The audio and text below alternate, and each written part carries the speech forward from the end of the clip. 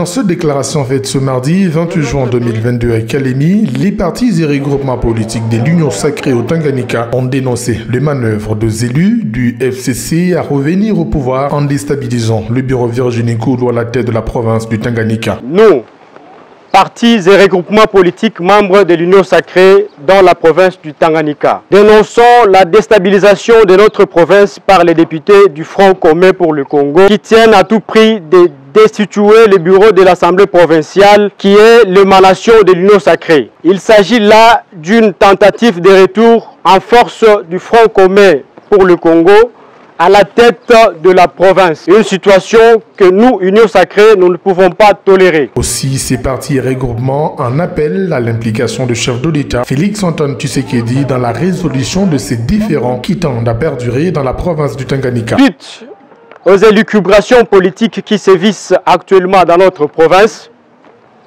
nous en appelons au chef de l'État, qui est le garant du bon fonctionnement des institutions, à intervenir pour éviter l'anarchie de s'installer dans notre province. Car nous assistons à une scène où l'Union sacrée veut être destituée par ceux qui prétendent être de l'Union sacrée dans l'Assemblée provinciale. Ces derniers ont aussi appelé le vice-premier ministre, ministre de l'Intérieur, Sécurité et Décentralisation Affaires coutumières à faire respecter sa dernière décision portant suspension de plénière à l'Assemblée provinciale du Tanganyika en attendant le rétablissement de l'ordre institutionnel. Appelons au vice-premier ministre de l'Intérieur de bien jouer son rôle d'arbitrage et d'appeler les uns et les autres au respect des lois et au strict respect de son message officiel du 23 dernier, suspendant les séances plénières pour éviter le bain de sang.